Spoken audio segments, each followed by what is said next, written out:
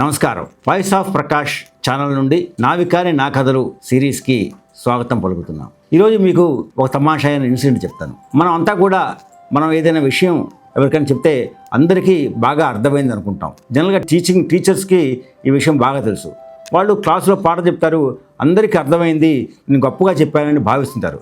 అయితే మనం చెప్పిన విషయాన్ని ఒక్కొక్కరు ఒక్కొక్క రకంగా అర్థం చేసుకుంటారనే విషయాన్ని ఉదాహరణతో చెప్పేటటువంటి ఓ చక్కటి కథ ఏమిటంటే, ఒకసారి ఒక సారాయి తాగడం మంచిది కాదు, మద్యపానం మంచిది కాదు, ఆ అలవాటు మానుకోండి అని చెప్పడం కోసం మొత్తం తాగుబోతులైనటువంటి ఒక 50 మందిని ఒక సమావేశపరిచి ఒక ఆయన తాగుడు వల్ల జరిగే దుష్పరిణామాల గురించి ఎక్స్ప్లెయిన్ చేస్తూ ఉన్నాడు. ఆ ఉదాహరణతో సహా చెప్పాలనుకునే ఉద్దేశంతో ఒక గ్లాసులో మినరల్ వాటరు, ఒక గ్లాసులో సారాయి పెట్టారు. ఒక వానపాముని తీసుకొని ఒకటి మినరల్ వాటర్లో వేశాడు, మరో దాన్ని సారాయిలో వేశాడు. సారాయిలో వేసినటువంటి వానపాము గిలగిలా కొట్టుకొని చనిపోయింది. అదే వాటర్లో వేసిన వానపాము అది హాయిగా నృత్యం చేస్తూ ఉంది. ఇది చూపించి అందరికీ దీన్ని బట్టి మీకేం అర్థమైంది అని అడిగాడు. అందులో ఒక అతను లేచి, సారాయి తాగితే కడుపులో ఉండే పురుగులు చచ్చిపోతాయండి, చాలా ఆరోగ్యంగా ఉంటావు అన్నమాట.